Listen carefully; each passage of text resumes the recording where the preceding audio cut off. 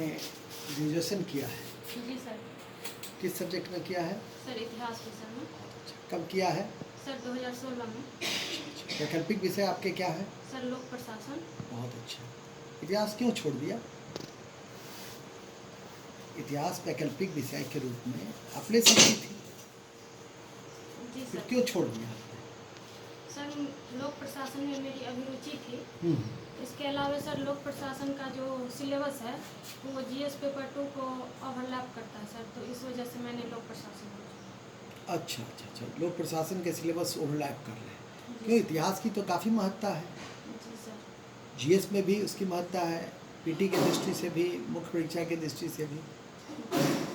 Sir इतिहास विषय को मैंने स्नातक स्तर पर पढ़ी थी, और जब मैंने लोक सेवा आयोग की तैयारी करने लगी तो मुझे एक नया विषय के रूप में पढ़ने को मौका मिला, तो और मुझे लोक प्रशासन में अभिरुचि भी थी, तो मैंने इसलिए लोक अच्छा, प्रशासन मेरा को मानना है कि लोक प्रशासन को सिविल सेवा में एक अनिवार्य विषय घोषित कर देना चाहिए। आपके क्या विचार हैं? सर लोक सिविल सेवा में जाने के लिए प्रशासन की बेसिक समझ लोक प्रशासन से प्राप्त होती है, तो सर मैं आपके बातों से सहमत हूँ कि एक कर दिया जाए मूल तो- सब्जेक्ट होना चाहिए। जी सर। क्यों? सर क्योंकि लोक प्रशासन में जैसे कि बेवर का नौकरशाही सिद्धांत है, इसके अलावा सर उसके पेपर 2 में प्रधानमंत्री, पंचायती राज, राष्ट्रपति, मुख्यमंत्री, बजट, बहुत सारे ऐसे चीज़ों की जानकारी मिलती है जो कि प्रशासन में जाने के बाद बहुत लाभप्रद होगा। बहुत अच्छा, वेरी गुड। अच्छा, 3 दशक के पंचायती राज की बिहार में क्या उपलब्धियां आप देखती हैं? अभी हाल में पंचायती राज का चुनाव भी हुआ, जी सर। क्या उपलब्धियां आप देखती हैं?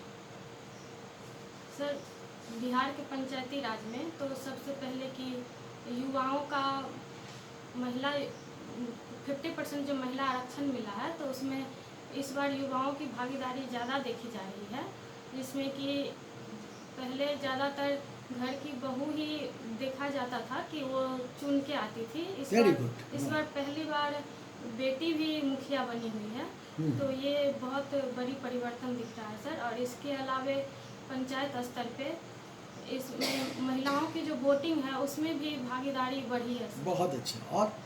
और क्या उपलब्धि देखते हैं? पंचायती राज की, ये तो हुआ चुनाव का। जी सर। पंचायती राज की क्या उपलब्धियां देखती हैं? कम गई हैं विगत कुछ वर्षों के भीतर? सर मैं गांव में ही रहती हूँ। अरे वाह, तब तो बहुत सारे परिवर्तन आपने देखा होगा। क्या क्या परिवर्तन देखा है? जी सर, ग्रामीण स्तर पे मनरेगा कार्यक्रम को पंचायती राज को सौंपा गया है, जिसमें कि वृक्ष, सड़क के किनारे वृक्ष लगाना, ये सब, इसके अलावा सर कुएं का उड़ाही करना, ये सब चीज़ पंचायती राज को दिया गया है, जिसमें काफ़ी सुधार देखने को मिल रहा है सर। बहुत अच्छा। आपने लोक प्रशासन पढ़ा है। जी सर। लोक प्रशासन में एक अवधारणा है मानसिक क्रांति। जी सर। ये मानसिक क्रांति की अवधारणा क्या है और किसने दिया? सर मानसिक क्रांति की अवधारणा विलियम टेलर जी के द्वारा दिया गया था। मानसिक क्रांति का अर्थ है प्रबंधक और कर्मचारी दोनों के स्तर पे, मानसिक स्तर पे परिवर्तन करना, ताकि उन लोगों के बीच टकराहट कम हो सके और सौहार्दपूर्ण एवं मित्रवत संबंध हो, ताकि संगठन के उत्पादन में वृद्धि हो सके और अंततः लाभदायकता की प्राप्ति हो सके। बहुत बढ़िया। अच्छा, टेलर का जो वैज्ञानिक प्रबंधन है, जी सर। उसको बिहार प्रशासन में आप किस रूप में उपयोग लाना चाहेंगे?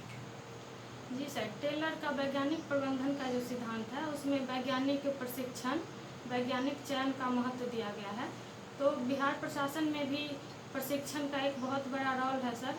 प्रशिक्षण के बिना हम किसी भी स्तर पे बहुत अच्छे प्रदर्शन नहीं कर सकते हैं, इसके लिए प्रशिक्षण की आवश्यकता होती है। तो हम कह सकते हैं कि टेलर का वैज्ञानिक प्रशिक्षण जो है सो वर्तमान समय में बहुत लाभप्रद हो रहा है। और सर अच्छा, म्यू को सबसे प्रथम व्यवहारवादी क्यों माना गया?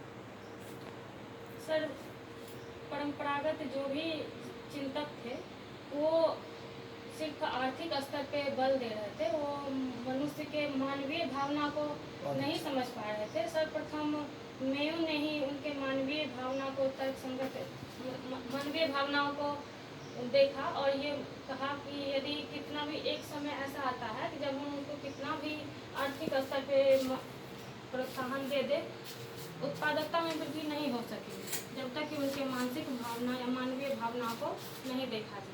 तो प्रथम प्रयोग क्या था? जी सर, मेयों के द्वारा हॉर्थन प्रयोग किया गया था। इसमें 6 महिलाओं का ग्रुप बना हुआ था, जिसमें कि एक को रोशनी दी गई थी और एक को कम रोशनी दिया गया था, और उसके आधार पे उन दोनों का उत्पादन देखा गया था। लेकिन इसका परिणाम ये निकला कि दोनों की रोशनी रहने से और नहीं रहने से कोई ज़्यादा परिवर्तन नहीं हुआ। सर, इसका मूल कारण ये माना जाता है कि जिस पे ये प्रयोग किया गया, उन्हें पहले से मालूम था कि मेरे ऊपर प्रयोग किया जा रहा है। सर आपका वैकल्पिक विषय इतिहास है, नहीं सर, सॉरी। सब्जेक्ट आपका इतिहास है, जी ग्रेजुएशन सर। लोक प्रशासन आपका वैकल्पिक विषय। जी सर। बहुत अच्छा। बिहार का जो विकास है, जो सामाजिक आर्थिक विकास है, उसमें सबसे बड़ी जो जरूरत है, आवश्यकता है, वो है आधारभूत ढांचे का जो विकास है वो आवश्यक है। इस आधारभूत ढांचे के बारे में बता सकते हैं कि ये क्या कंपोनेंट होता है आधारभूत ढांचा का? जी सर। सर, किसी भी राज्य के विकास के लिए आधारभूत ढांचे का होना बहुत ज़रूरी है। जैसे कि वहाँ की सड़क की व्यवस्था, बिजली की व्यवस्था कैसी है। इसके अलावा सर, यदि शिक्षा के स्तर पर देखी जाए तो विद्यालय का भवन नहीं होगा तो फिर पढ़ाई सुलभ रूप से नहीं हो सकता है। तो ये सब चीज़ आधारभूत ढांचा के अंतर्गत आता है। बिहार में प्रधानमंत्री गति शक्ति योजना को लाया गया, जी सर। इस बजट में भी काफ़ी हाईलाइट किया गया। जी सर। योजना पहले की योजना से किस प्रकार है? इससे पहले भी तो इंफ्रास्ट्रक्चर को बूस्ट करने के लिए बहुत सारी योजनाएं हैं। जी और सर। संघ के स्तर पे जो पीएम गति शक्ति योजना है, ये काफ़ी महत्वपूर्ण योजना, काफ़ी एम्बिशियस प्लान बताया जा रहा है। जी सर। तो इसका क्या कंपोनेंट क्या है? सर, प्रधानमंत्री गति शक्ति योजना को 7 भागों में डिवाइड किया गया है, जिसमें कि सड़क है, इसके बाद बंदरगाह है, रेलवे है और सारे सर इसके अलावा और भी सारे चीज़ है। तो इसमें एक साथ प्रधानमंत्री गति शक्ति योजना को एक साथ सारे चीज़ों पे काम किया जाएगा। जबकि इससे पहले की जो भी योजना थी तो अलग अलग, जैसे कि सागरमाला परियोजना बंदरगाह क्षेत्र के लिए। इंटीग्रेटेड अप्रोच है, होलिस्टिक यस अप्रोच। सर। अच्छा, अभी कुछ दिनों से 2-3 महीने से इस देश में एक संकट देखा जा रहा है, ऊर्जा संकट, एनर्जी क्राइसिस, और उसमें बिजली संकट जो है बहुत इम्पोर्टेंट पहलू है। तो आप बताएंगे कि ये बिजली संकट की जो समस्या है उसके लिए सरकार ने कुछ योजना वगैरह लाया है? कोई योजना का नाम बता सकते हैं? ग्रामीण क्षेत्र में, शहरी क्षेत्र में जी जो सर। बिजली क्षेत्र है उसमें समस्या, जो संकट है, उसको दूर करने के लिए कोई पहलू है सरकार के द्वारा लाया गया? सर, नवीकरणीय ऊर्जा को बढ़ावा दिया जा रहा है। Very good. उसमें क्या क्या कंपोनेंट आता है नवीकरण में? सर, नवीकरणीय ऊर्जा के अंतर्गत सूर्य से सौर ऊर्जा, पवन ऊर्जा, जल ऊर्जा, ये सब नाभिकीय ऊर्जा। Very good. अच्छा, अभी प्रधानमंत्री जी टोक्यो की यात्रा पे जा रहे हैं और उसमें एक समिट होने जा रहा है, क्वाड समिट। जी सर। आप बताएंगे क्वाड समिट में क्वाड क्या है? जी सर।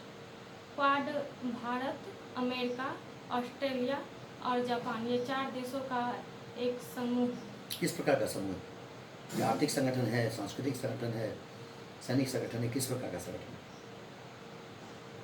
सर, ये जो क्वाड समिट है और क्वाड का जो एजेंडा है उसमें और नाटो में कोई फर्क है क्या? जी सर, क्या फर्क? नाटो एक सैन्य संगठन है सर, लेकिन क्वाड जो है सो हिंद प्रशांत क्षेत्र में आर्थिक ढांचे को मजबूत करने के लिए एक संगठन बनाया गया। इसका सामरिक कोई पहलू है?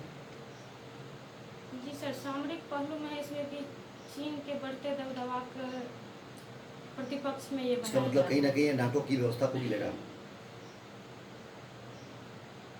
ऐसा दृष्टिकोण है, ऐसी जानकारी है? तो सर, कोई बात मुझे नहीं, नहीं लगता। कोई बात नहीं। अभी पेट्रोल और डीजल की प्राइस काफ़ी बढ़ गई थी, इसके लिए सरकार ने जो वैट है उसको कम किए जाने का आह्वान किया और वैट में कमी आई है। ये जो वैट शब्दावली इसको स्पष्ट कर सकते हैं? जो वैल्यू एडेड टैक्स है, पिछले दो दिनों से न्यूज़ में है। सॉरी सर, मैं इसमें स्पष्ट नहीं हूँ। कोई बात नहीं। आप तो समय समय पर सुनते हैं old pension scheme, new pension scheme. जी सर। ये जो न्यू पेंशन स्कीम है जिसकी आप ये एक स्टैटिक पार्टनर बनेंगी, उसकी बेनिफिशरी बन सकती हैं, ये कुछ राज्यों ने ओल्ड पेंशन स्कीम को रिवाइव कर लिया। दोनों पेंशन स्कीम में कोई अंतर है? क्या बेनिफिट मिलेगा उस ओल्ड पेंशन स्कीम के दोबारा आने से? ऐसा कौन सा लॉस है एनपीएस में जो ओल्ड पेंशन स्कीम में था जो नए में नहीं? सर, जहाँ तक मुझे जानकारी है सर, न्यू पेंशन स्कीम में जो उनका मूल वेतन है सिर्फ उसमें वृद्धि की गई थी, जबकि पुराने पेंशन स्कीम में उनके पूरे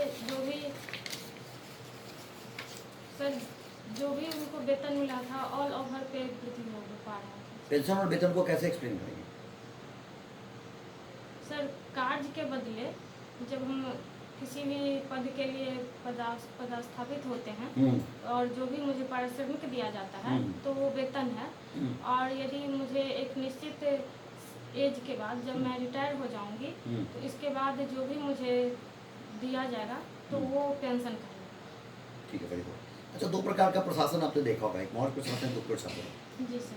दोनों में कौन ऐसा प्रशासन है जिसमें सामाजिक आर्थिक जो गतिविधि है वो ज़्यादा मजबूत थी? दोनों गतिविधि, सामाजिक आर्थिक विकास की जो रणनीति थी वो दोनों में किस वजह था? उसका कुछ नमूना बता दें। सर मॉडल प्रशासन। अच्छा, कोई उसका एग्जाम्पल, कोई उसका एविडेंस, कोई उसका स्पेसिमेन है? सर मॉडल प्रशासन का जो क्षेत्र विस्तार था वो बहुत अधिक था, जबकि गुप्त प्रशासन का क्षेत्र विस्तार उतना ज़्यादा नहीं था। इसका विकेंद्रीकृत शासन था, तो जिसका लास्ट में ये देखा गया कि यहाँ के जो सामंत